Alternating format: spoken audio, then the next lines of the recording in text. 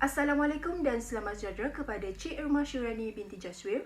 Kami daripada Fakulti Pendidikan dan Sains Sosial, Ijazah Sarjana Muda Pendidikan Awal Kanak-Kanak Kepujian akan membentangkan tentang tajuk kumpulan kami iaitu para isteri mengutamakan kerjaya mereka berbanding permintaan suami untuk kekal di rumah semasa pandemik ini. Relevan ataupun tidak?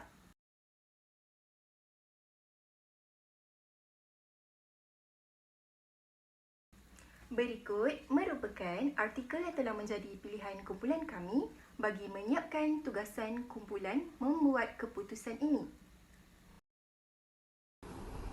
Assalamualaikum. Nama saya Nur Sabrina binti Zamrus Nasri.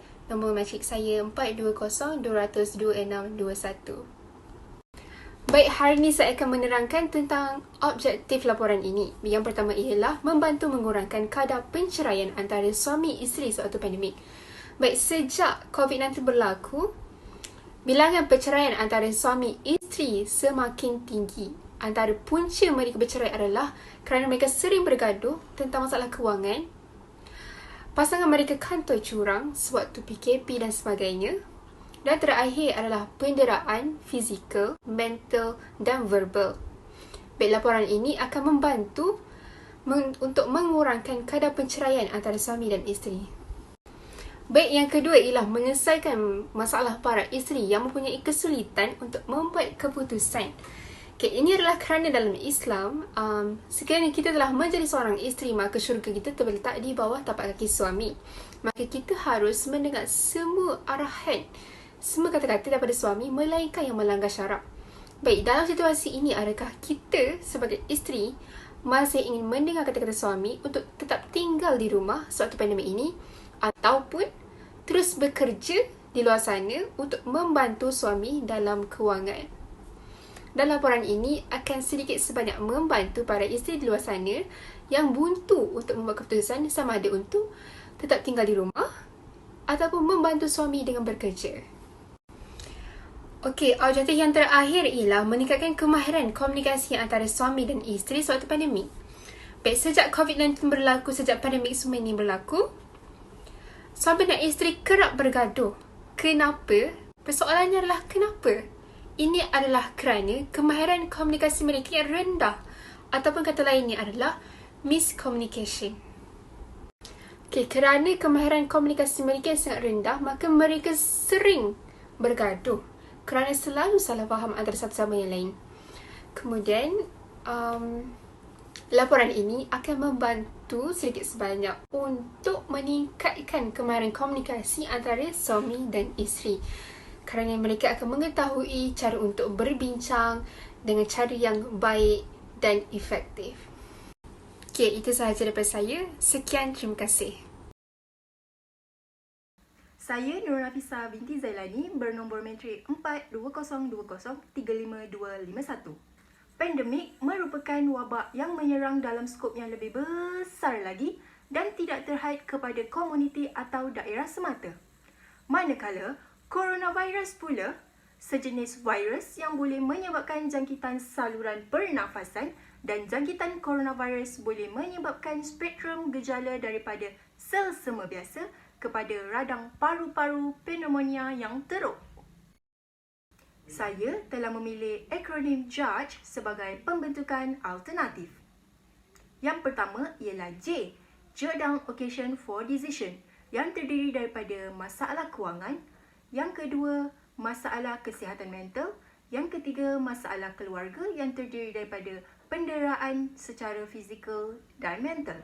Yang keempat ialah masalah penutupan taska dan tadika.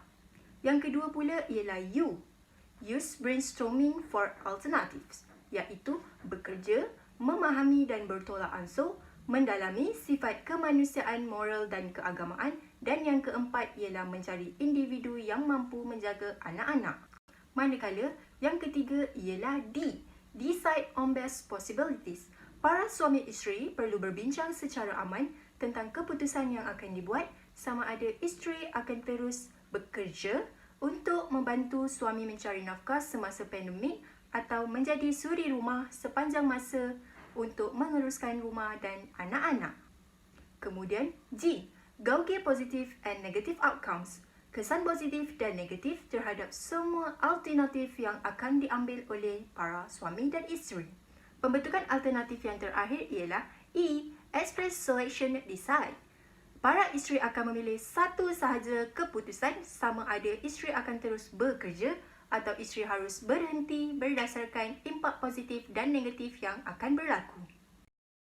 Assalamualaikum warahmatullahi wabarakatuh. Saya Nur Syahida Akilah binti Osman, bernombor matrik 4202037811.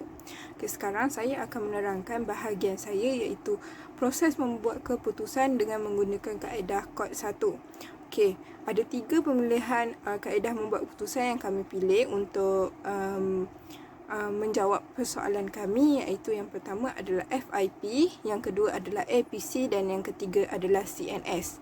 Sekarang saya akan menerangkan apa itu FIP. FIP bermaksud First Important dan Priority, di mana kaedah ini adalah kaedah membuat keputusan dengan mengambil kira faktor utama, perkara penting dan keutamaan. Dengan menggunakan kaedah ni juga kita dapat mengelakkan perkara yang kurang penting. Di mana dan kaedah ini juga dapat melatih seseorang untuk mengutamakan perkara yang penting dahulu. Sekarang saya akan menerangkan APC, iaitu adalah Alternative, Possibility dan Choice. Iaitu adalah kaedah ini adalah kaedah membuat keputusan dengan menilai alternatif, kemungkinan dan pilihan, iaitu kaedah ini juga mampu membuat keputusan seseorang berubah pada saat akhir. Yang bermaksud, sebagai contoh, apabila kita membuat satu keputusan dan keputusan itu adalah kurang tepat, di mana atau kita memilih ya atau tidak, jadi pemilihan itu adalah tidak. Tapi apabila membuat pemilihan analisis secara semula dengan melihat kelebihan dan kekurangan, pada saat akhir keputusan itu menunjukkan seseorang itu untuk memilih ya. Jadi itu adalah kaedah APC, iaitu Alternative, Possibility dan Choice. Sekarang saya akan menunjukkan adalah jadual pro dan kontra bagi FIP. First Important and Priority. First dia adalah adakah isteri perlu meneruskan kerjaya atau tidak? Itu adalah daripada persoalan kumpulan kami. Dan important, pekerjaan seseorang isteri mampu untuk membantu suami sewaktu pandemik ini. Dan priority dia adalah keutamaan kepada isi rumah. Dibahagikan kepada 2, iaitu pro dan kontra, dan pro-nya adalah isteri dapat membantu suami dari segi kewangan. Yang kedua, kerjaya mereka tidak perlu disia-siakan kerana seseorang itu yang bekerja mesti mempunyai kerjaya mereka sendiri. Dan yang ketiga ialah isteri tidak perlu bergantung harap kepada suami. Dan kontra yang dapat dilihat daripada pemilihan kaedah pemilihan membuat keputusan ini adalah isteri terpaksa membahagi masa dengan anak-anak dan keluarga untuk membuat kerja rumah dan kerja pejabat. Dan yang kedua ialah isteri bila tidak bekerja ini, isteri terpaksa membahagikan masa dengan anak-anak dan keluarga. Dan yang kedua ialah isteri hanya berada di rumah tanpa pendapatan sendiri dan terpaksa mengharapkan bantuan dan pendapatan daripada suami. Ini adalah bagi carta pro dan kontra bagi FIP, iaitu pada saat akhir kami memilih FIP sebagai kaedah membuat keputusan kami. Dan yang akhir sekali daripada 3 kaedah membuat keputusan yang kami pilih ada CNS, iaitu Consequences and Sequence, yang berbau maksud memberi kesan dan akibat daripada kesan membuat keputusan tersebut, iaitu bertujuan untuk melatih diri seseorang itu untuk membuat keputusan yang dapat memberi kesan serta-merta dalam jangka masa pendek, jangka masa sederhana, jangka masa panjang.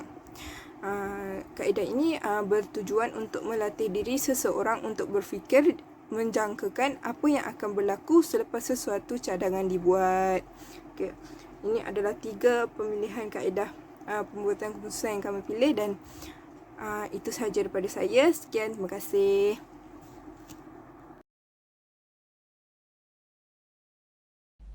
Assalamualaikum dan selamat sejahtera kepada madam dan rakan-rakan yang saya hormati sekalian. Saya Najah binti Ambali, nombor matriks 4202034971. Hari ini saya akan membentangkan tentang pembuatan keputusan. Kami telah sebulat suara dengan keputusan di mana suami membenarkan para isteri untuk bekerja semasa pandemik. Hal ini dikatakan demikian kerana banyak impak positif yang diperoleh apabila isteri bekerja. Sebagai contoh, masalah kewangan dalam institusi kekeluargaan dapat dibendung, kemahiran komunikasi antara suami dan isteri dapat ditingkatkan, para suami akan lebih menghargai pengorbanan isteri dan masa anak-anak dapat dipenuhi dengan aktiviti yang berfaedah. Itu sahaja daripada saya. Sekian, terima kasih. Assalamualaikum dan nama saya Nur Alia Izani binti Dahliza, nombor matrik 4202030371. Baiklah, pada hari ini saya akan menerangkan tentang penilaian kaedah penyelesaian, iaitu proses terakhir dalam penyelesaian masalah berkaitan dengan isu para isteri perlu bekerja untuk kurangkan masalah kewangan. Okey, baiklah. Kami membuat keputusan untuk memilih kaedah FIP kerana kaedah ini menggunakan faktor utama dan mengambil perkara yang penting daripada perkara yang tidak penting. Ia juga dapat menyelesaikan masalah dengan baik melalui proses pilihan idea, faktor, objektif, akibat dan sebagainya. Ia juga dapat meletakkan senarai keutamaan kepada perkara yang ingin diselesaikan dengan cara yang efektif dan lebih teratur. Okey, baiklah. Kesan positif apabila kaedah FIP diaplikasikan, ia dapat memberikan banyak manfaat kepada para isteri dalam mengurangkan beban suami dan juga para isteri dapat membantu suami dalam mencari pendapatan untuk menjalani kehidupan seharian. Ia juga dapat menyediakan perbelanjaan harian, bayaran hutang dan bil-bil rumah. Selain itu, ia dapat mengelakkan daripada membeli barangan kehendak dan lebih fokus kepada barang keperluan seharian. Okey, baiklah. Kesimpulan yang dapat saya simpulkan, ramai para isteri yang lebih mengutamakan kerjaya berbanding permintaan suami untuk kekal di rumah semasa pandemik kerana mempunyai banyak kebaikan dan lebih banyak manfaat berbanding duduk di rumah. Semua pihak perlu memainkan peranan yang penting demi menyelesaikan masalah ini dengan baik dan masing-masing perlu ambil peranan yang penting, iaitu dengan saling melengkapi dan memahami antara satu sama lain serta berkomunikasi dengan baik untuk mengelakkan sebarang konflik yang berlaku. Laporan ini dapat membantu menyelesaikan isu demikian dengan baik. Sekian, terima kasih.